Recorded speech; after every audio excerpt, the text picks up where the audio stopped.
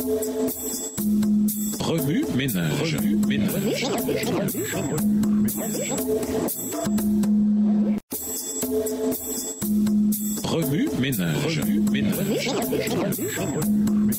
Bienvenue dans votre émission Remue ménage. Nous voilà à la leçon de lundi, interpréter des désirs impurs. Que doit faire un chrétien si des désirs sexuels impurs le tenaillent? Premièrement, il doit se rendre compte qu'il n'est pas seul à lutter contre cette tendance. La tentation sexuelle est l'une des plus grandes tentations auxquelles les êtres humains seront confrontés de ce côté-ci de l'éternité. Deuxièmement, on ne trouve nulle part dans la Bible qu'une personne a été condamnée pour avoir été tentée. C'est seulement quand on cède à la tentation que le péché se produit. Troisièmement, c'est en pensée que l'on vainc la tentation ou que l'on est vaincu par elle. La Bible dit de faire prisonnière toute pensée pour la mener à obéir au Christ. 2 Corinthiens 10, verset 5. Lorsque nous nous laissons aller à des pensées impures, lorsque nous regardons des films ou écoutons des chansons à caractère sexuel ou que nous consultons des contenus sexuels en ligne, nous nous affaiblissons et donnons à ce type de péché un plus grand pouvoir sur notre vie. Quatrièmement, ceux qui sont tentés doivent s'entourer de personnes qui peuvent les encourager dans leur décision de vivre pleinement pour le Seigneur à l'égard de leur sexualité. Prenez garde aux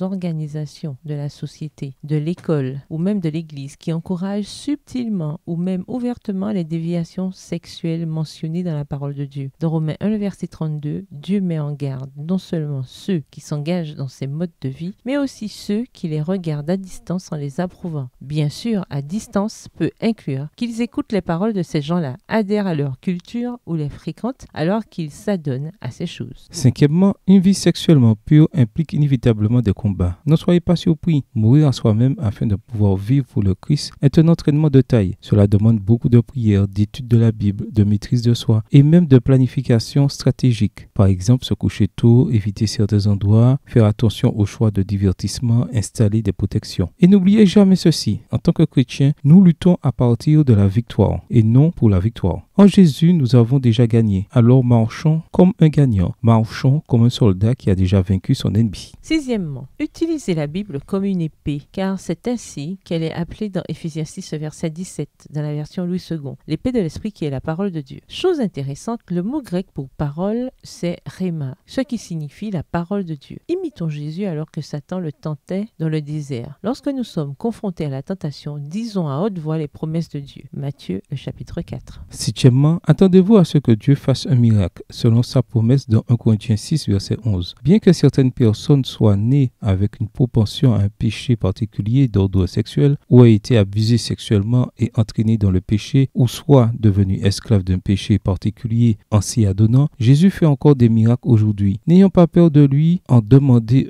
de lui demander de nous aider à désirer la pureté sexuelle et à vivre d'une manière qui l'honore et nous libère de la peur et de la culpabilité. Et il le fera. Dieu peut nous montrer d'autres étapes à franchir au cours de ce cheminement. Cependant, sachez que nos échecs sur le droit chemin sont des échecs en avant, pas en arrière. Ne vous découragez pas. Dieu n'abandonnera jamais ses fidèles guerriers, surtout lorsqu'ils trébuchent dans le combat. Remue ménage, après avoir regardé votre texte écrit et annoté, quels éclairages particuliers vos notes semblent-elles indiquer dans l'ensemble? Quelles questions émergent après l'étude de Lévitique, les chapitres 18 et 20? Quelle partie trouvez-vous difficile? Quels autres principes et conclusions découvrez-vous? Quelles mesures pouvons-nous prendre pour rester fermes dans nos décisions de mener une vie contre-culturelle? Au revoir. Et à demain si Dieu veut.